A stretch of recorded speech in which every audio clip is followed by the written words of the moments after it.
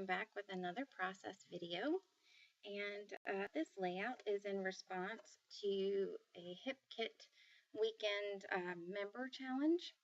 And the challenge was to use a selfie, use something black and white that was not necessarily your picture, use something shiny, use something floral, a bold title, and there might have been something else. I'm sorry, I don't have the challenge in front of me. So this actually came at a good time for me. The challenge was a couple weeks after my birthday, so I have decided to each year do a selfie or have a picture of me at about the same time as my birthday. And I've done this now for the past 3 years.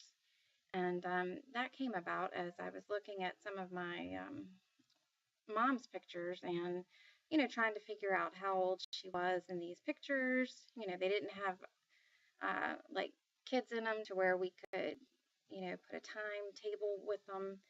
And, I just kind of was a little sad that I just was trying to relate to where she was in life to where I, was. And so I decided that I was going to actually make an effort to put more of me in on my pages. So anyway, this layout, sorry, my cat just jumped on me. This layout came at the perfect time. So I decided that I wanted to do something a little different and have a background that was mostly mixed media. So I took a watercolor page. It says that they're 12 by 12, but it's just shy. So I knew right away that I would need to back it on another piece of cardstock, which was fine. I usually do it anyway to help iron out the buckling, the warping that the paper does with it. And I wanted to use my new Prima Mist. I bought them at Joann's online when they were on sale for 50% off. And so it makes the mist about $4. And I love these new colors, so I wanted to use them. And the colors that I am using are Glistening Waves, which is that pretty teal, Cotton Candy, which is the pink, and Sorbet, which is that yellow, and it's a beautiful yellow. So I am taking the packaging, this is just like some cheap packaging that maybe paper or something came in, and I am going to squirt some mist on and just put it down on my page. And I saw Irit use this process, and I have loved it ever since I've seen her do it. So I'm just putting down the different layers of mist. And with that yellow, I knew that I wanted a hint of yellow, but I didn't want yellow to be a primary color in this. So I did water it down, and I put it mainly where the photo was going to go in hopes that just a little bit of yellow would peek out from behind the paper layers and the embellishment clusters. So I liked that as the basis of my background. Like I said, I wanted it to be pretty light and bright and just little waves of color. So then I decided I wanted a different technique on top of that as well, and I sprayed it with some water, and I moved the mist around just a little bit, and then I dabbed some of the mist off the page. And this just had some, it had like a marbling effect, and it had some little spots of darker mist color, and I just liked the depth that it gave. So then I decided that I needed to put some texture paste down. And actually this is from Teresa Collins, and it may be called modeling paste, but it's basically the same thing. Hers is fairly thin.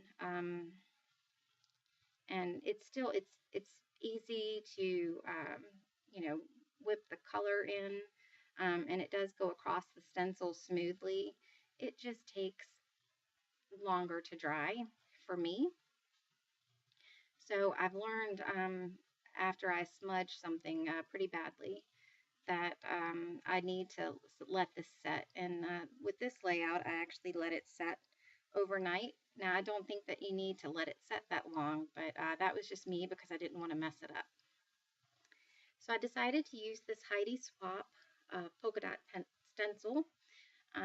Actually, this was another part of the challenge. It was to use something that repeated in your layout, whether it be like circles or hearts or hexagons. And so I decided that polka dots would be mine, which is pretty fitting for me because I love polka dots. And if I had my choice between, two equally pretty tops and one had polka dots and one had stripes, I can guarantee you I would pick the one with polka dots.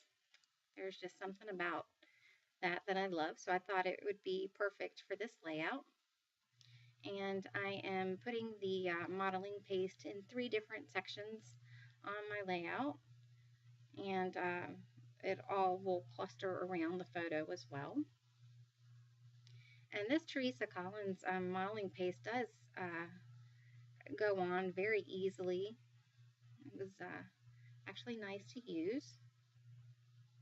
So like I said, I ended up letting that sit overnight.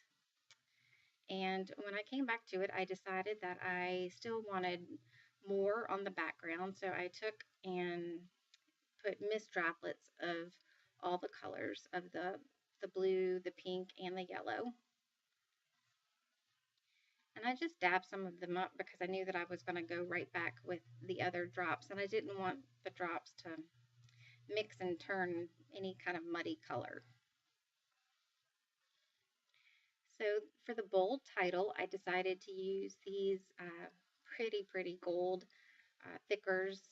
I got these in the October kit from the Hip Kit Club, and it looks like I haven't used very many of the thickers, but I think the other side is the page that I have used quite a bit of them from. And these frames I pulled off of the Crate Craft Market chipboard sheet, as well as the flowers. And that cloud and the heart are from Pink Fresh Studio, and these items were in March's Hip Kit. And I'm just playing around with my clusters right now, seeing what I want where. And I decided that I was pretty happy with the way that this was going. That black and white paper clip that I just put on the photo is from my stash. That was a Heidi Swap, and I found that at Michael's, and that was pretty recent. And again, it's polka dot, so I thought that would be perfect for this page.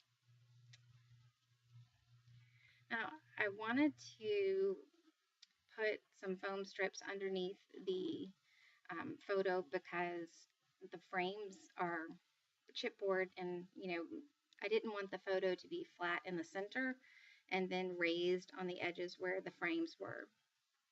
So just by putting that little bit of foam underneath, it raises it up enough to where the frames can nestle in.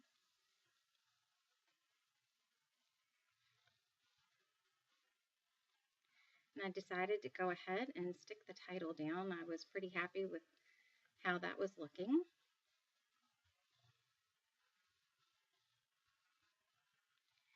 And I also put some foam adhesive under the flowers. My thinking was that I could adhere the foam adhesive to the background plus the little bit of adhesive on the flower embellishment itself, and that it would really stick. I was afraid if I didn't have anything in the middle that it really wouldn't be very secure on my page. So that Celebrate sticker was from the Webster's Pages sticker sheet, and I think this was called the hashtag Happy Collection, and that came in the March kit as well. And the banner that says Follow Your Dreams was also from that Webster's sticker sheet. So I'm not sure on that little round circle that says noteworthy whether or not I'm going to put my age or put a little journaling. I haven't decided yet. And this layout is just about finished. I decide to forego the enamel dots this time, but I do pull out a puffy sticker from the Craft Market collection. And I want to thank you so much for spending some time with me today. And thank you so much for your kind words and your likes. And I do have some stills at the end. Have a great day. Bye.